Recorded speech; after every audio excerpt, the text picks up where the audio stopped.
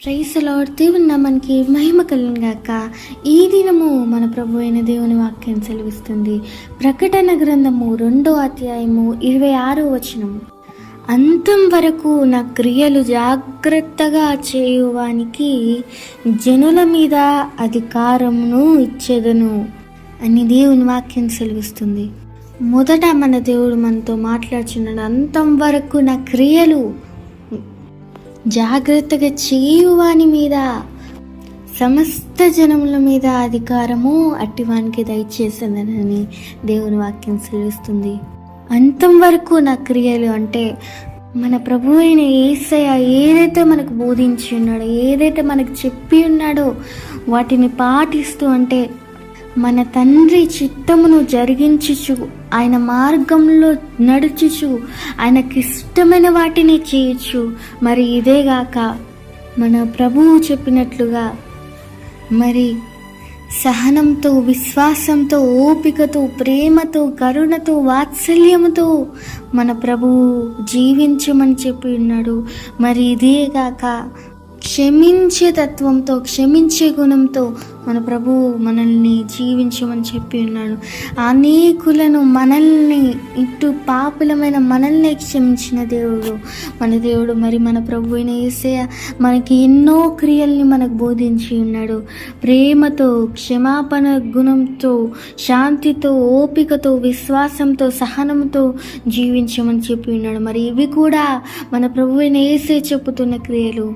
ఆయన చిత్తంలో నడుచుచు, ఆయన మార్గంలో నడుచుచు, ఆయనకి ఇష్టమైన కార్యంలో జరిగించుచు.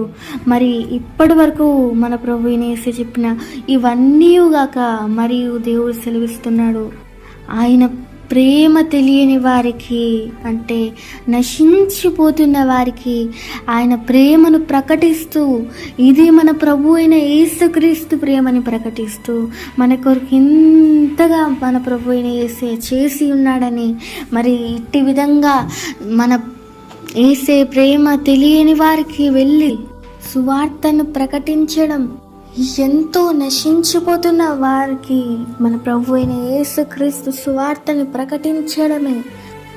మరి ఇటువంటి క్రియలని మన ప్రభువు మనతో చెప్పుతున్నాడు. ఆయన క్రియల్ని అంతం వరకు జరిగించువానికి జనుల మీద అధికారం ఇచ్చేదనని దేవుని వాక్యం సెలవిస్తుంది. మరి కొంతమంది ఆలోచిస్తారండి, మరి ఆత్మల్ని రక్షించి, ఆత్మల్ని సువార్త చెప్పడం అంటే ఇది సేవ చేయువారిదే కదా ఈ పని అని అనుకుంటారు. మరి నిజమే, కానీ దేవుని పిలుపు ఉన్నవారు సేవ చేస్తారు. కానీ మరి దేవుని బిడ్డలుగా, ఆయన రక్తం చేత కరగబడిన వారంగా మరి మనం మీదున్న బాధ్యత ఏంటిదంటే, మనం ఖచ్చితంగా మనకు శక్తి సరిపోయినంత వరకైనా మనం ప్రయత్నించి, మనం వలన అయినంత వరకైనా ఆత్మను రక్షించి, మరి నశించిపోతున్న వారు, ఆయన పేరే తెలియని ప్రజలు ఎంతో మంది ఉండగా ఆయన ప్రేమని ప్రకటించే భారము మనందరి మీద ఉన్నది. దేవుని బిడ్డలుగా, ఆయన రక్తం చేత కడుగబడిన వారంగా నీ మీద, నా మీద, ప్రతి ఒక్కరి మీద ఉన్న బాధ్యత ఆత్మలను మనకు శక్తి సరిపోయినంత వరకు, మన వలనైనంత వరకైనా ఆత్మలకు సువార్త ప్రకటించే బాధ్యత మనందరి మీద ఉన్నది.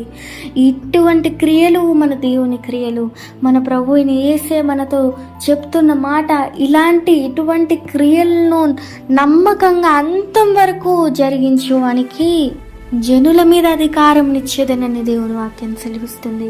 మరి ఒకసారి ఆలోచిద్దాం ప్రియ సహోదరి, సహోదరుడా, మరి అంతం వరకు నమ్మకంగా ఇటు క్రియలను మనం జరిగించే వారిగా ఉన్నామా?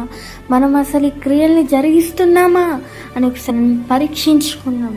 ఒకవేళ ఇటు క్రియలను జరిగించే వారిగా మనం లేకపోతే ఇక నుండైనా మన ప్రభువైన యేసే మనకు చెప్పినట్లుగా, ఆయన మనకు బోధించినట్లుగా ఆయన క్రియలను నమ్మకంగా అంతం వరకు చేసే బిడ్డలుగా మనం ఉందుముగాక. అందరం కలిసి ప్రార్థించుకున్నాం. మహోన్నతుడమైన దేవానికి వందనములు యేసయ్యా. అవును ప్రభువా, నీ క్రియలు జరిగించే వారిగా ముందుముగాక ప్రభువా. అవునైనా నీ క్రియలను అంతం వరకు జరిగించే వారికి జనుల మీద అధికారం దయచేసేదనని నీవు సెలవిచ్చి ఉన్నావు ప్రభువా.